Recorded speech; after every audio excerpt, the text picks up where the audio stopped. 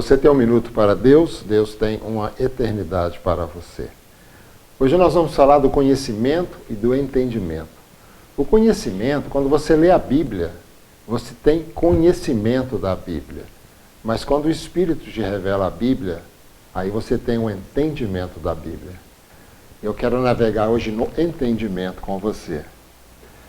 A Bíblia nos fala em Lucas que existia um jovem que pergunta para Jesus assim: Bom mestre, que hei de fazer para herdar a vida eterna? Respondeu-lhe o Senhor: Por que me chamas bom? Ninguém é bom senão um que é Deus. Sabes os mandamentos: não adulterarás, não matarás, não furtarás, não dirás falso testemunho, honra a teu pai e a tua mãe. Disse ele: Todas essas coisas tenho observado desde a minha mocidade. Quando o Senhor ouviu isso, disse-lhe: Ainda te falta uma coisa. Vende tudo que você tem, reparta-o com os pobres, e terás um tesouro no reino dos céus. Depois, vem e segue-me. Lembre-se que a Bíblia nos diz que depois que Jesus, no caminho de Emaús, já ressuscitado, ele encontra com os discípulos, ele ceia com eles. E a Bíblia diz assim: Então lhes abriu o entendimento. Nós estávamos falando de entendimento, conhecimento e entendimento. Eles tinham conhecimento, andaram com o Senhor, mas não tinham entendimento. Então a Bíblia diz em Lucas, diz assim, Lucas 24:45, então o Senhor lhes abriu o entendimento para compreenderem as Escrituras.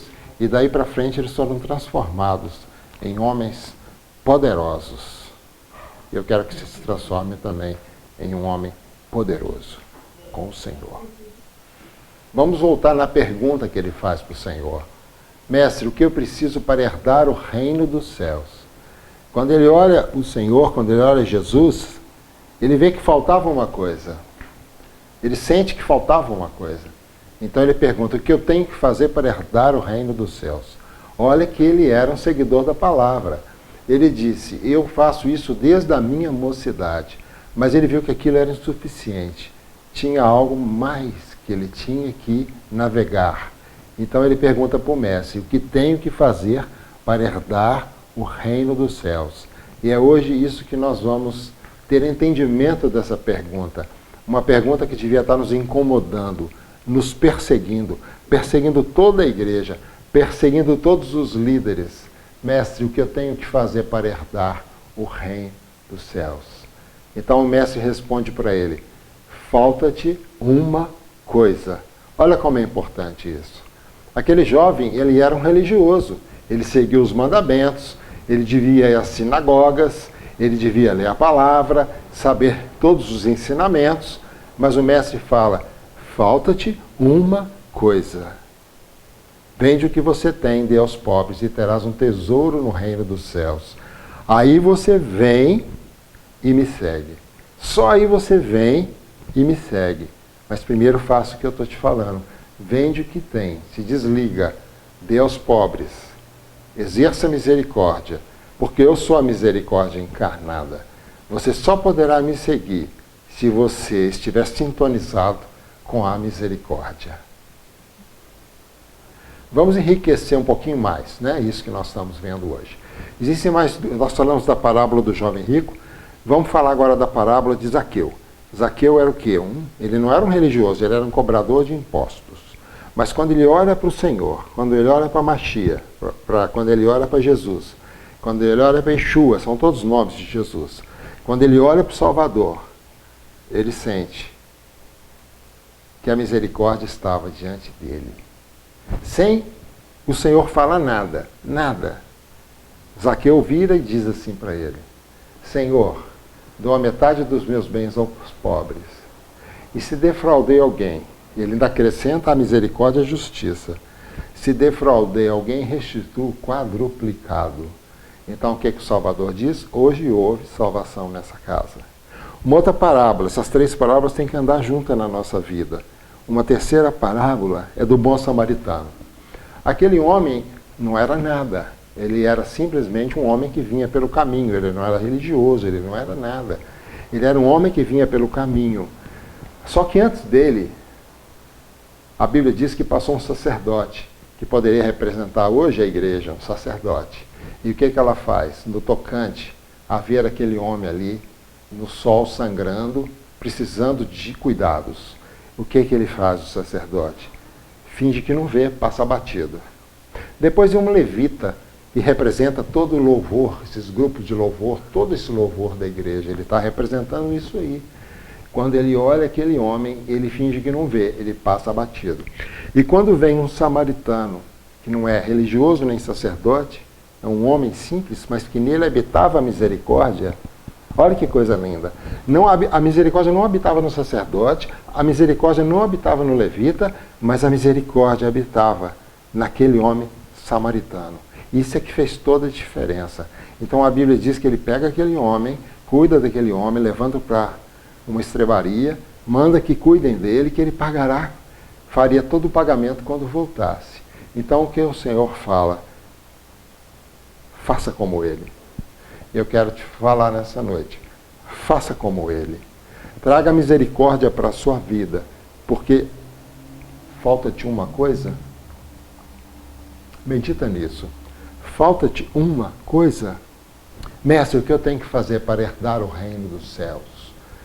E o mestre fala, você já é um religioso, mas falta-te uma coisa. Muitas vezes nós estamos tendo uma vida de religiosos. Estamos indo para as igrejas, estamos dando nossos dízimos, as nossas ofertas, estamos confraternizando com os cristãos, mas nós não estamos confraternizando com aqueles que precisam. Muitas vezes nós não estamos usando de misericórdia. E o Senhor fala para você, nesta noite, reflita, falta-te uma coisa. Use de misericórdia, depois você vem e me siga. Porque quando Zaqueu olha para ele já vê a misericórdia encarnada. Yeshua, o Salvador, é a misericórdia de Deus que encarnou na terra. A misericórdia é tão importante na nossa vida que ela é um diferencial de salvação. Ela é um diferencial de salvação. A palavra fala em Tiago que a misericórdia triunfa sobre o juízo. Pensa nisso. Tem entendimento disso aí. A misericórdia triunfa sobre o juízo. Mas o juízo será sem misericórdia para aquele que não usou de misericórdia. Vamos entender isso então. Nós estamos falando de entendimento. A misericórdia, o Salvador, triunfa sobre o juízo. O juízo é Deus. É um juiz implacável. Basta você ver a história de Israel que você vai ver que Deus não negocia com o pecado. Deus não negocia com a injustiça. A justiça de Deus é implacável. Leia a história de Israel. Então o que ele fez? Ele entregou essa justiça para a misericórdia que é Jesus. Então a palavra diz que a misericórdia, Yeshua, o Salvador, triunfa sobre o juízo, que é o juízo de Deus, que ele é implacável. Nós, gentios, não suportaríamos o juízo que ele exerceu sobre Israel. Nós não suportaríamos. Então ele entrega para o Salvador, entrega para Yeshua. A misericórdia triunfa sobre o juízo, mas o juízo, que é Yeshua, será sem misericórdia para aquele que não usou de misericórdia. Então, se nós entendermos isso e trouxermos a misericórdia para a nossa vida, o Salvador não te falará no dia do encontro que você vai ter com ele. Falta-te uma coisa. Ele vai falar assim, servo bom e fiel, venha para o meu reino, porque você me seguiu. Eu sou a misericórdia. A salvação é um ato de misericórdia. A Bíblia diz que pela cruz ele reconciliou ambos com Deus em um só corpo, que é a igreja, e matou com ela a inimizade. Então a inimizade na cruz, a inimizade pregada no madeiro pelo Salvador, fica e ele sai. E ele passa o seguinte recado para os seus seguidores. Se quiser vir após mim, negue-se a si mesmo. Que é a inimizade. A inimizade habita no homem. Tome a sua cruz. Ele está dizendo o seguinte, lembra que eu preguei a inimizade na cruz. Não a solte. Se você soltar a inimizade, você estará se colocando como meu adversário. A misericórdia traz a reconciliação. E o que não é o Evangelho, senão uma pura reconciliação. Deus, pela sua misericórdia, ele se reconcilia com o homem. E a gente vê hoje muito no meio do povo de Deus, que se diz seguidor da misericórdia, a gente vê muitas pessoas irreconciliáveis. Muitas pessoas irreconciliáveis. Guarda isso no teu coração. As pessoas, a Bíblia diz que nos últimos dias os homens se tornarão irreconciliáveis. Mas isso é fatal. A falta de reconciliação nega o Evangelho.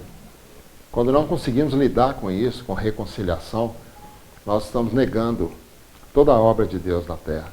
Porque a obra dele é uma obra de reconciliação da divindade com o homem. Então, se nós não conseguirmos sintonizar a reconciliação, o Pai Nosso fala, se não perdoares as ofensas daquele que vos ofenderam, eu também não te perdoarei. Então são coisas importantes que nós temos que ter entendimento sobre isso. Senão, essa coisa que ele disse, falta-te uma coisa. Se ficar faltando na sua vida, eu quero te dizer, você vai dançar. Eu vou voltar no início agora, algo muito interessante. Nós começamos falando sobre conhecimento e entendimento. E eu vou dar um exemplo para vocês precioso sobre conhecimento e entendimento. Nicodemos não tinha entendimento, mas ele tinha conhecimento. Então o Senhor fala para ele assim, Nicodemos, você é mestre em Israel e não sabe essas coisas? Então ele estava dizendo, te falta o entendimento. Você tem conhecimento, mas não tem entendimento. E isso aí é uma pessoa que fica patinando na lama. A pessoa que tem conhecimento e não tem entendimento é como um carro atolado na lama. Ele não vai para lugar nenhum. Ele fica ali rodando aquela roda, rodando a vida inteira. Ele não sai daquele atoleiro. Esse é o cara que tem só conhecimento. Então nós temos que agregar ao conhecimento o entendimento. O entendimento ele é dado pelo Espírito de Deus. Não tem outra forma de você adquirir entendimento. Já que nós estamos falando de misericórdia, vamos falar um pouco de Cornélio. Quem que era Cornélio? Ele era citado pela Bíblia, pelo Salvador, como um homem misericordioso. A Bíblia diz que Cornélio era amado por toda a nação de Israel. Agora você vê essa situação. Um centurião romano, um homem que servia Roma, como um soldado da corte romana. E ele conseguiu ser amado por toda a nação de Israel, porque ele orava por Israel e dava esmolas ao povo. Olha que exemplo. E Deus escolheu esse homem para que Pedro fosse à casa dele, para então levar o evangelho aos gentios. Um homem misericordioso. Vem e me segue. Nicodemos não tinha entendimento, ele tinha conhecimento. Mas Cornélio tinha conhecimento e entendimento. Olha a diferença do que é ter conhecimento e não ter entendimento. E olha a diferença que é você ter o conhecimento e o entendimento. Então você realmente sai, né, daquele atoleiro e segue viagem. É o que Jesus disse para ele. Vem e me segue. Concluindo, vamos ter humildade de fazer essa pergunta para o Senhor. Não é? Muitas vezes nós frequentamos igreja há 20, 30, 40, 50, 80 anos, não é? Mas é importante fazer essa pergunta. Mestre, o que tenho que fazer para herdar o reino de Deus? Então ele pode te responder, ou não, mas pode te responder. Falta-te uma coisa. Use de misericórdia e terás um tesouro no reino dos céus. Uma coisa que me preocupa muito, porque a Bíblia diz que no fim dos dias os homens se tornarão irreconciliáveis. E todo o Evangelho é o Evangelho da reconciliação. O que Deus fez em relação aos gentios foi nos reconciliar com Ele, nos levando à nação de Israel e nos dando tudo que cabia a eles. A filiação, que é uma coisa importantíssima. Nós não tínhamos a filiação de Deus. E Ele nos enxerta na oliveira e nos dá a filiação que cabia somente a Israel. Lembra disso? Então nós temos que muitas pessoas são irreconciliáveis. Isso é muito preocupante, porque o Evangelho é o Evangelho da reconciliação. Pense nisso. E a reconciliação é fruto da misericórdia. Deus te abençoe.